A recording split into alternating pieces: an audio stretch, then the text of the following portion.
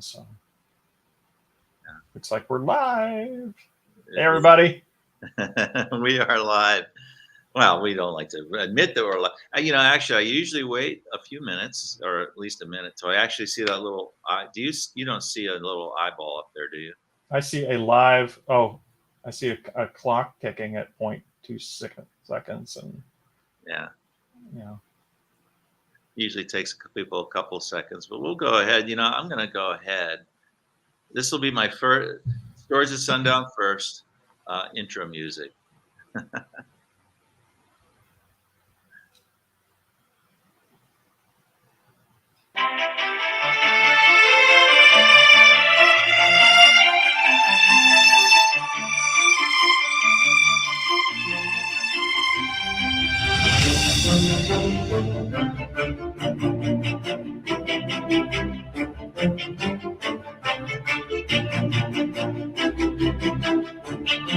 So today I'm at Oak Hill Cemetery in Battle Creek, Michigan, and I'm standing near the grave of a man named V.C. Squire.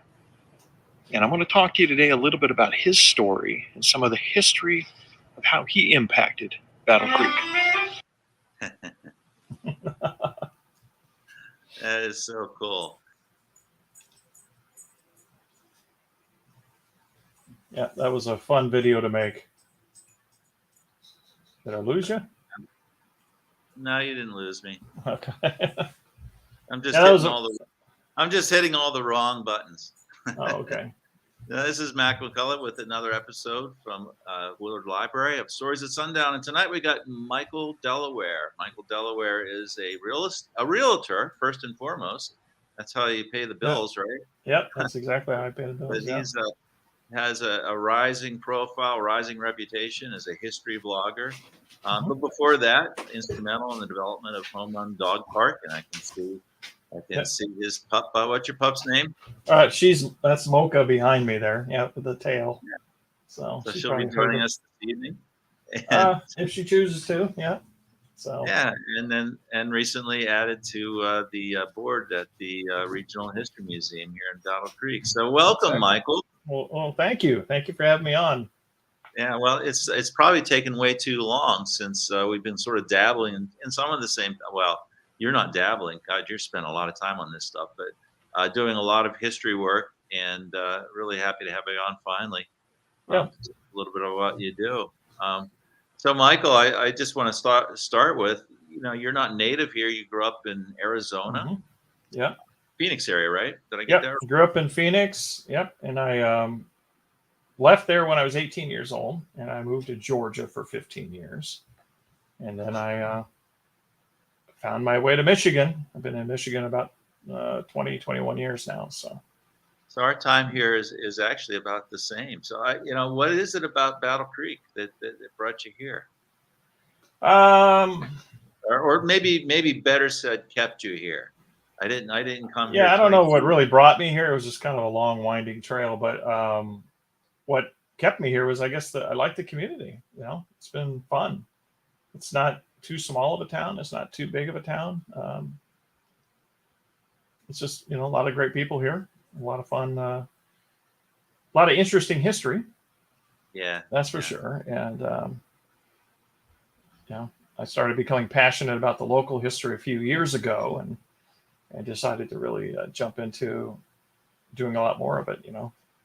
Yeah. So what is it about history that kind of drew you in?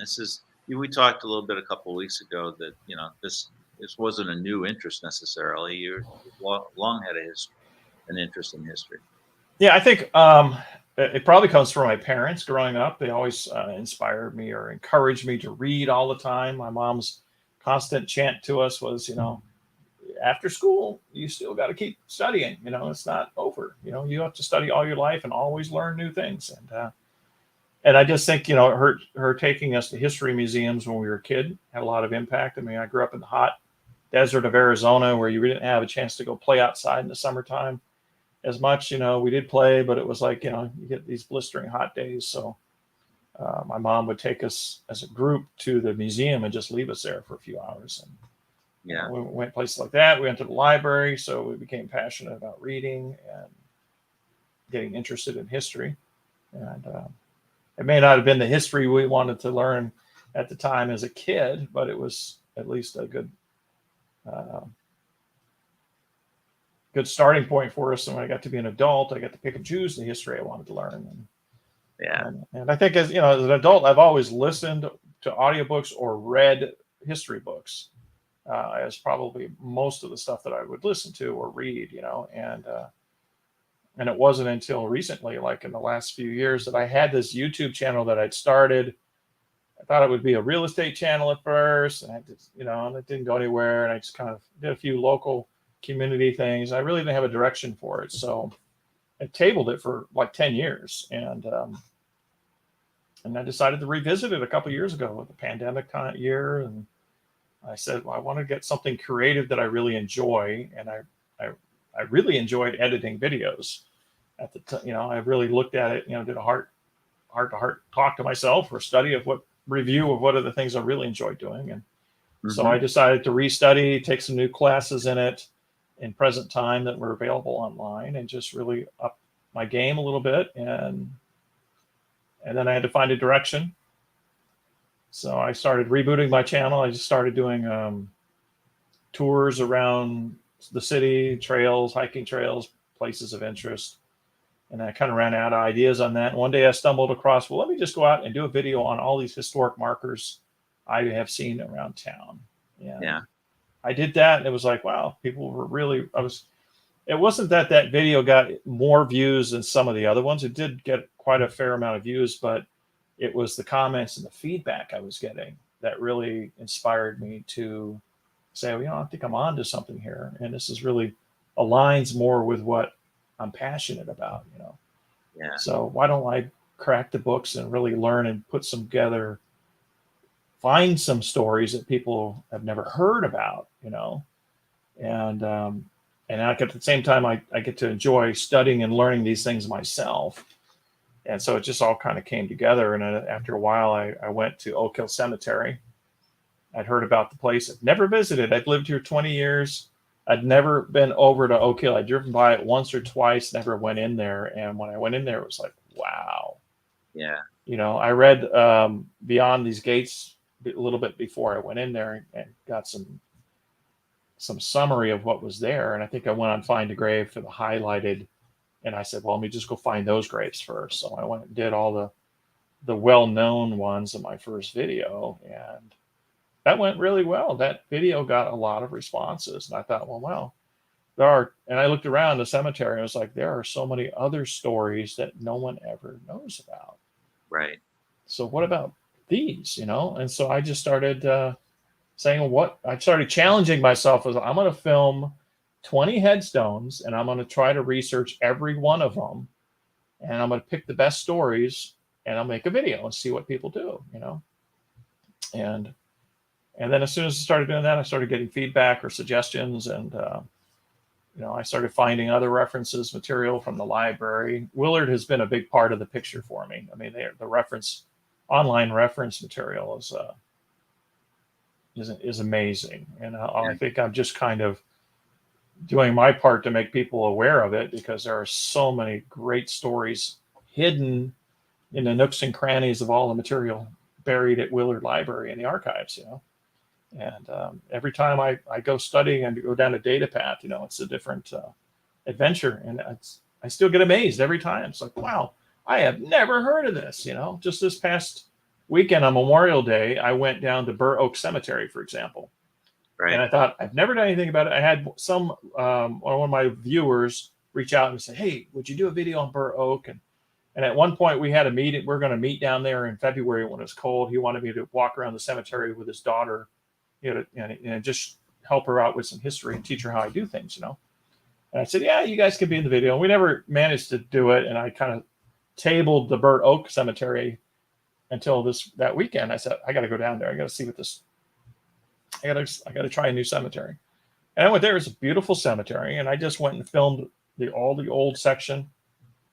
And I came back and I started doing research, and I was amazed at some of the stories. Some of them were written in some of the biographies on Calhoun County. I found 3 of the headstones that I filmed that had full biographies written on these people that I know no one's ever heard about, And El Dorado Green, which if you're local to Athens, you're probably familiar with the Greenfield, El Dorado Greenfield, excuse me.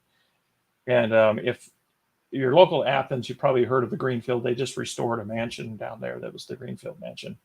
And I don't know if this is being turned into a museum or what. I've been meaning to ask, but that family was instrumental to Athens. He was the owner of the flour mill for a long time. And an interesting story, he got his name El Dorado because his parents went out west from New York to the gold rush. And he was the first white child born in El Dorado County.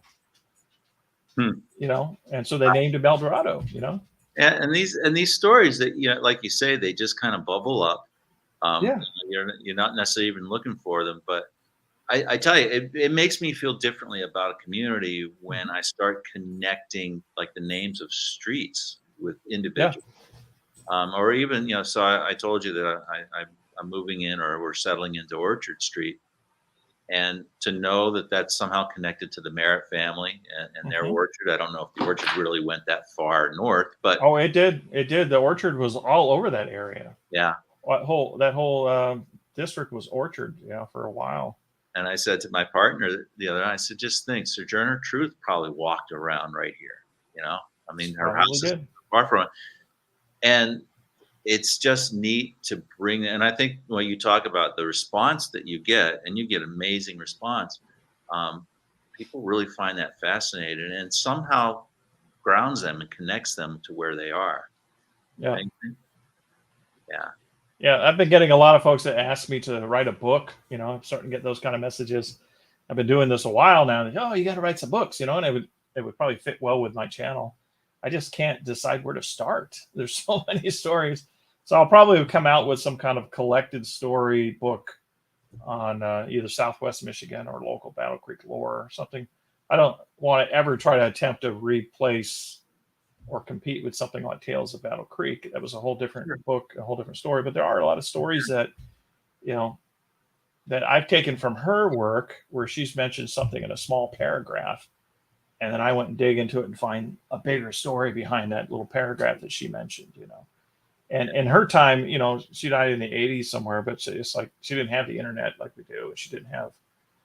And she was an incredible researcher for the time period. I mean, she had to go through papers and papers and papers.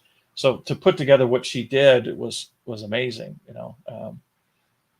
and so I take a lot of lead from her, try to find a data trail. And I know that if she found something, how did she find it? Where did she get that reference? Well, it's interesting in doing research for this stuff is, I mean, the Historical Society Archive, the bowels of Willard Library, you find these folders of typewritten papers with handwritten notes on them. Right. Wow. And, today we have the internet, which, does give access to a lot of things. But yeah, you really find those really interesting nuggets. And actually, sometimes a lot of contradictions. Yeah. And going through those materials. Yeah, one of the things. How many videos have you done? Even do you know? 225 or 26, something like that. It says it on YouTube when I pull it up. So yeah, it's 225, 226. Not all of them are about history, but most of them are now. There's a lot. There's probably 20% that are about local trails and stuff, and there's a bunch of about 20% that are really old stuff. Yeah, I was going to ask you, where do you find your material? You kind of answered that. I mean, you kind of explore, and then one thing leads to another. Or you go to a cemetery and you find something you don't know anything about. Yeah. Go ahead. Well, one of the projects I was working on this weekend that I thought it would just be a short thing to put together, and it took me all day Sunday to write up, and I spent part of the day this morning on it, and I was like just writing this thing and preparing it, and I don't know what I did with the paperwork. It's somewhere behind me, but it turned into a 13-page script of material because I had to organize all of this material to tell the story, and I wanted to tell it in the right sequence. I mean, some of the podcast stuff I'll do is I'll have a few references and I can just ad lib it and put the story together. But when you get something that has all of these references that are from piece together, I really like to lay it out, so I'll write a script for myself to follow. And it was about one murder of that, tragic murder that happened here at Battle Creek back in 1865. And I thought, well, I got to find the story on this. And I had done a video snippet on it in a collection out at Oak Hill last October. And I carried the story of Sarah Haviland in one of my ghostly, ghastly stories, videos that I did. And the video did really well. It was a horrible story among other horrible stories in there. But I just did some research on it, and I found more data this weekend. I thought, wow, that answers some of the unknown questions I had about the story. And so I pieced together more, and it turned into this very big podcast episode that I'm going to be airing later on this month. And I may turn it into a video, but in searching, I found another reference that listed all the murders in Battle Creek before 1900. And each one of them has a story behind it, so I'll probably have a few true crime things floating up on my channel here. That's to create a whole. Those are all good. And your channel is just YouTube / Michael Delaware. Is that correct? Yeah. Easy to If you just search Michael Delaware on YouTube, it'll come to my channel. Yeah, those are fascinating. That kind of, what you're just describing puts me in mind of Jim Jackson's book, who wrote or who edited Beyond These Gates, but his book on the Haskell. The vignettes that he pulled together of some of the folks that he could, and obviously a lot of those are lost to history, but the stories are really truly amazing. He did quite a bit of research on that book. I'm actually going to be collaborating with him on a podcast episode coming up this month. But yeah, he inspired me to do a video on that, and he consulted with me on it a few times. I would be putting video together, and I reach out to Jim. Jim, what about this point? This is something I can't quite my head about. And he'd point me towards a reference, So he's always he's become a great friend in the process of me making videos, And for the longest time, we chatted through email and over the phone, but we'd never met in person until probably about 3-4 months ago, earlier this year. But we'd been talking off and on for about a year, but we just never met face to face. We finally met at a lunch, So yeah, he's similar to us. He's new to the area. He's not originally from Battle Creek. He's just a fan of history, and he's followed data trails and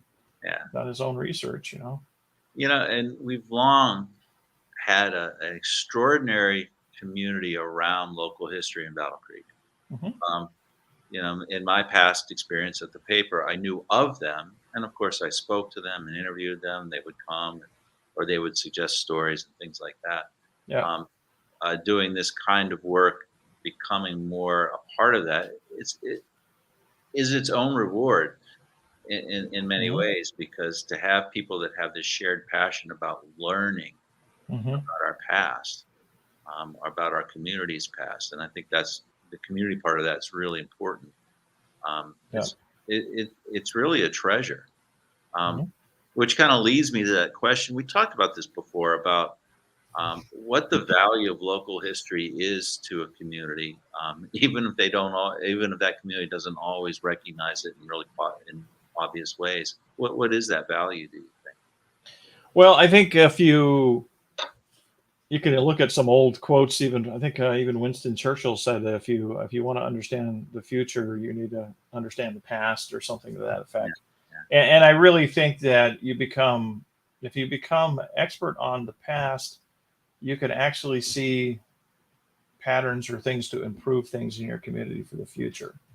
And I think we're kind of taking a little bit of that approach with all the minds that are meeting at the Battle Creek Regional History Museum. Like, we've seen attempts at museums that failed in the past, and we're able to explore and find out where they failed, and then try to follow the direction of other museums that are being successful and reaching out. So you learn a lot by studying the past. And it also, every time I do a new video or do a new project, I feel a lot more connected to my community. like I can drive by a place and say, oh yeah, there's that thing there, that story there, that's where that, and then something, you'll do another story down the road and you connect it with something you studied 6 months ago, and you piece these fragments together and you go, wow, these people knew each other, Yeah. And it's just, you're constantly finding those connections going, wow, this, you'll see a name, I'll see a name that'll show up on some newspaper article that this person was at a meeting with this other person. I go, well, I know that guy, he was a carriage maker, you know, and this is his story, and this person was a miller, and it starts becoming, you start feeling like the past is your family, and you start taking a little more responsibility, I think, for preserving the community and also telling the right story, because there's a lot of false stories out about every community. And I think people tend to focus on some of those false stories or the negative, Yeah. and prop those up, whereas you ignore all the other great stories, Yeah. And the same thing I say, like, we've talked about how, well, people identify Battle Creek as the serial town, and we identify them as, we have the Sojourner Truth history, and you probably could rattle off maybe 3 or 4 major stories about Battle Creek that people might be familiar with, Sans McCamley and so forth. Yeah. But you go beyond that, they don't, it's like, but there have been thousands and thousands of people that have lived here, gone through, traveled through the sanitarium, had all these great people that came through, and there's all these stories that are there. I think one of the things that, and Sojourner Truth is a great example. It's kind of, in some ways, it's an easy example because she's a prominent, well-known, often talked about. But even so, when the library in partnership with the Sojourner Truth Center for Collaboration and Justice, or Liberation and Justice, I'm sorry, did the program last fall on Sojourner Truth, and we began to really read about her as a human being. I found that I didn't know the story at all. Oh yeah. And I'm wondering if you find that often in your research for some of your subjects, that you think you're familiar with it, and then you start to dig deeper and you realize there's a lot more to learn. Yeah. You think you've got the whole story and you tell it, and the next thing you know, you open up a book or come across a reference, and it's like, well, I got that wrong, or I missed that. Boy, that was a big one. But that's just part of the whole creative process. You can always come back and do another story on it. But yeah, I think Battle Creek is fortunate because of where it was placed, where we are located in Michigan. I mean, similar to Kalamazoo, we're about halfway between Detroit and Chicago. It was a main traveled line on the earlier pioneer days. We were the lower part of the state, with the exception of the eastern part around Detroit and up to the Mackinac County. We had the fort that was up there on Fort Mackinac. All of that was older, but the second oldest wave of settlements was on the southern part, and it was also following the Territorial Road was the route people traveled to Chicago and Fort Chicago, and it's just it was first a military route, and it was an Indian trail at one point before that. Eventually, the railroad came in, but that was the main railroad, one of the earliest railroads. So you have all of this history of travel and people coming through, and then you have different things that happened along the way, like your Sojourner Truth. Well, she wasn't just fixated and located here in Battle Creek. That lady toured around, and she even went on a recruiting tour during the Civil War to recruit black soldiers up and down southern Michigan. And so she was mobile and bringing people into Battle Creek and connect. And then you have the whole sanitarium history that went on for years, that had celebrities from all over the world during that period coming there for health treatment, and big politicians and powerful people from all over the world, all the way up until World War II. Then it started falling off, but it was a very amazing place to be in Battle Creek, and so there's so many stories that we've just forgotten, that I was going to ask. Well, actually, one of the things I always think about, because I try to put it in context, when we're doing these research about these individuals that seem larger in life, larger than Mhm. life. Battle Creek was so small then. I Yeah. mean, it really was a community trying to hold itself together Right. through great work, and everybody knew each other. I mean, so Right. these people weren't larger than life. These are people you saw down the street. I mean, Mhm. Sojourner Truth, walking, selling strawberries on the Mhm. Merritt Orchard. Yeah. Um, thank you. Thank you. I see the note there. Thank you, Robin. And yeah, and then just all the things you take for granted. You just mentioned Sojourner Truth and all her travel was, and the territorial road and getting here. It was hardship to get here, Mhm. hardship to leave, even when the Yeah. trains came along. Right? It Yeah. was not easy. Yeah. And then we have the whole period after the territorial roads with the plank roads that run out all the way out through Bedford and up to Hastings and the Barney's Tavern. Barney's Tavern was a happening place. Wow. It was like one of the big stagecoach stops between here and Hastings, Battle Creek House downtown was a happening place. I came across a slight reference the other day that there was a, a bar, or it was a poker game and stuff that happened. And one of the deaths or murders that had happened, there was a stabbing at a poker game in the Battle Creek House in the basement. And the guy, it was this big guy that got stabbed, and he ran out on the street and died on the sidewalk. And it's these crazy stories you come across like that. And I go, wait a minute, no one ever said there was a poker game at the corner of Michigan Avenue and Main Street, Main Street and Capitol Avenue. It's like at the Battle Creek House. Like, where's that? So Did you know the Battle Creek House lost its historic marker? it was there a few months ago when I went by it. It's like, Apparently, it's gone because of the facade.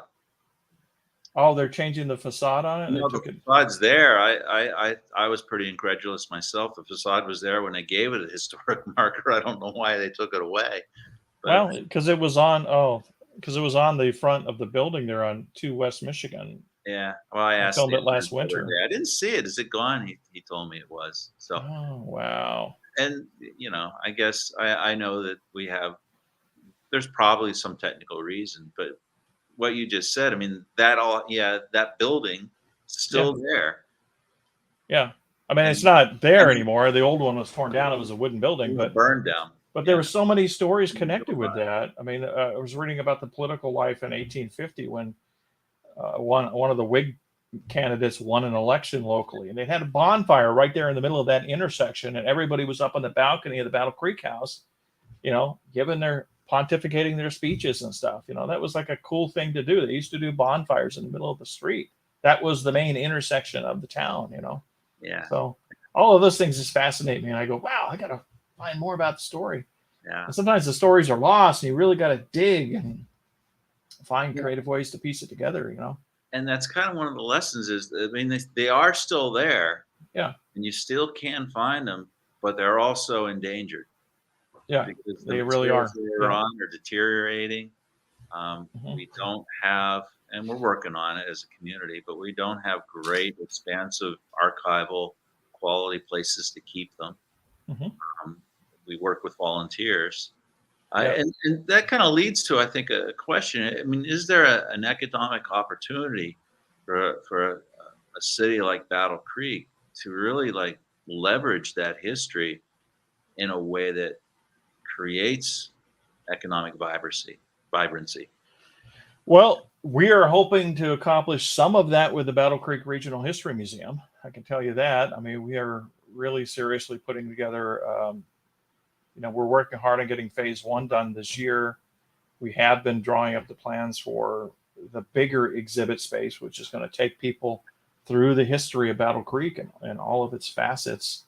And it's going to be a pretty comprehensive museum. I mean, if we do it the way we're planning, you're going to get lost in there. You'll go there and you'll probably spend the day and not realize you passed the time, because there's everything from um, digital displays on the wall that we're going to list all the cemeteries out. And a lot of the work that I'm doing on these cemetery videos is going to come into play. We'll tell, you'll be able to punch up a local Battle Creek cemetery and hear some of the stories that right there in the museum.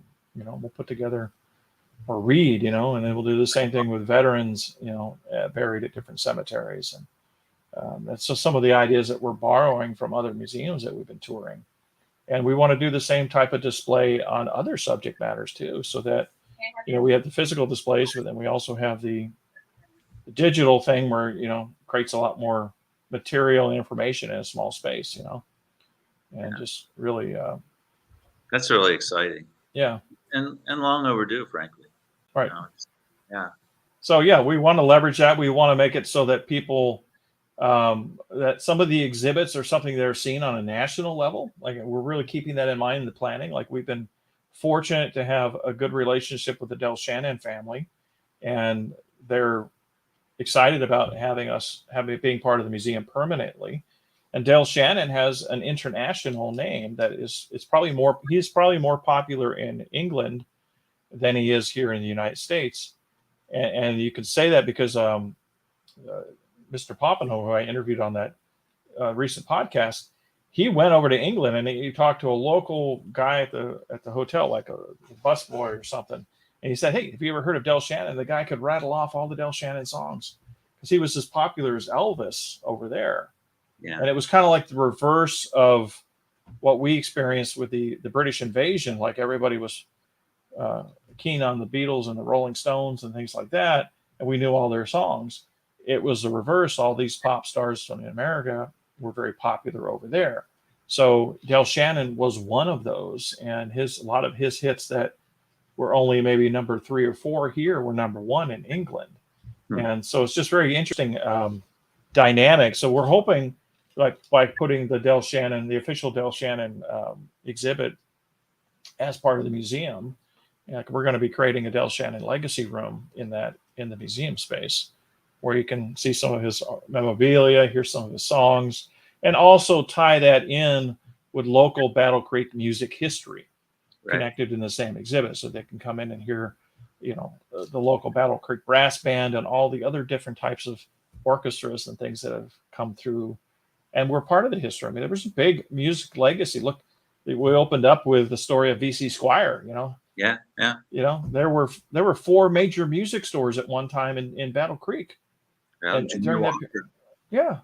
Junior Walker made his home here. Yeah, Junior Walker, it was one of the stars. There was a lot of smaller level musicians too, with their big orchestras, and then you had all the traveling shows that would come through town that were playing at the Hamblin Opera House, and the Post Theater over the years, and the what's the other one? The big there was a high-low club too that was there for a while.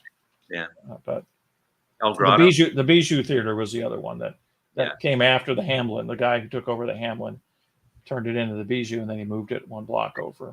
But yeah, there's a lot Butterfield. of Butterfield. Yeah, buried in Oakland Cemetery. Yep. So one of the things I want to say, and viewers, if they haven't seen your videos already, got a taste of it with the clip we put up. The production quality of what you do is really, really terrific. I was also watching the Great Flood of 1904 video that you posted, and just water effects, but and the Burr Oak Cemetery. That was just beautiful photography. Your pan across the cemetery. How did you talked a little about that earlier? I mean, how did you pick that up? And well, I took like a little bit of classes on there's an online platform called Skillshare, and I listened to some of their content creators that put on these classes on there that you could take for free. You pay for a subscription to Skillshare, and you can take as many classes as you want. And I just got started on basic, and I also watched a few YouTube videos about basic camera. I wanted to keep my camera gear simple. I don't want to get into overcomplicated. I'm not into to become a professional videographer, but I wanted to learn tricks where I could pull stuff off that works for what I was doing, And a lot of that those pan shots are done with GoPros, And then I also use a Canon. I think it's 550 is the number of the camera, and I use that a lot. And I'll sometimes bring a tripod out, but a lot of the stuff I did was over the winter, so I would go out with a GoPro, and then jump back in my truck and warm up a little bit and go back out. Some of those videos I did up in the Newbury Cemetery over in Emmett Township, boy, I was freezing that day. Yeah. I had to go back twice and shoot the intro and outro because it was just, I was too frozen. And there was one day, the first intro and outro was so much wind that I didn't realize it. I picked it up on the camera. It was just, all the audio was just shot. So I had to go back and film on a calm day. But that kind of stuff happens with filming. You deal with the elements of winter, the rain is always, the windy days. So I have to kind of work around those, but I have limited equipment, but I make it work, and I learn and at some point I'll invest in more cameras and stuff and get better stuff. But there's a lot of things that you can do in editing. Like I'll film something on a GoPro, go as slow as I can, but then I can also slow it down in editing. Yeah. And it makes it look like a beautiful pan shot, and it works, and for just the little segment that you need it to sell the shot, it works, And GoPros are amazing little cameras. They really are. Yeah. So. And it's definitely a labor of love. Yeah. One last question. Any of the historic figures that you've, uncovered or learned about, or, who do you think has had most interesting, or maybe the most forgotten, least appreciated, or underappreciated, or most underappreciated that you wish more people knew about? Wow, that's a tough one because I found so many that I really admire, and I enjoyed researching their story. I would say the first two that came to mind was V.C. Squire, which we opened the video with. Yeah. And I thought his story was fascinating. He was the violin maker, and he went out to, he had a kind of abusive father, but he learned violin making from him. And then when he went and learned some other violin makers, and he came back, and, and he just had a lot of foresight and vision, and he paired himself up with the right people, and then he transitioned into making strings at one point and phased out all the music store and the violin making. But yeah, he was a fascinating character. I just have to admire him as a businessman as well as an artist. I think that was something, and that was a story that I know a lot of people had never heard of before. Right. That was the feedback I was getting. Another one that comes to mind was just a Civil War story of Cornelius Byington. I spent a lot of time researching his story, and I think what was fascinating is when I got a hold of some of his diaries from his travels around. Up until a few days before he died, he was making entries, and it was just very personal, because you get the age of the guy. He was in his 20s, Yeah. But he had so much responsibility on his shoulders, and he ended up dying in Knoxville, and they named one of the Fort Byington that they built up there after the Civil War after him. And it's still, there's a historic marker to this day I think it's on Tennessee University campus. It says this is where Fort Byington was, and it's connected to Battle Creek. He was here. It was, his father was a minister right at I think it was one of the churches here in town. He was a big minister, and I put the whole story in the video. Of course, I research all this, but I move on to the next project, and 6 videos down the road, I don't remember all the details as much anymore. Sure. I have to go watch my old videos again. But he was interesting because he was in the choir before he went into the Civil War, and his choir played. Hold on, you got a dog. Okay. The doggy interruption here. Sorry about that. Anyway, sorry about that. So he played his choir glee club is what he was in. Performed for Lincoln's speech over in Kalamazoo. And there was just a little snippet in the article about his history. So he saw President Lincoln, before he was President Lincoln. He was running, he was speaking for the candidate that was running against Buchanan. I forgot the candidate's name, but so he saw him in Kalamazoo. The only appearance that Lincoln ever did in Michigan was in Kalamazoo, over in the Bronson Park area. So neat. Yeah. Well, and luckily you can go back and watch those videos, and so can everybody else. Yeah, absolutely. Yeah. And if you haven't checked them out, go ahead and do it, please. Thank you so much, Michael, for joining me. It was a lot of fun. Yeah, it's been fun. I enjoyed it. And viewers, next week we're going to take a little stroll with Randy Case and Kurt Thornton, and maybe some others. We'll see. Down Maple Street, Old Maple Street. Oh, You that'll know be the fun. place. That's a fun Yeah. place. Yeah. We can't do justice. We can't hit every home. We're going to pick Mm-mm. some of them, and Yeah. just the architecture, but the people behind them, and Mm-hmm. just to imagine what Battle Creek was like back in those days. So I hope you join us, and have a great week, everybody. Thank you. Yep.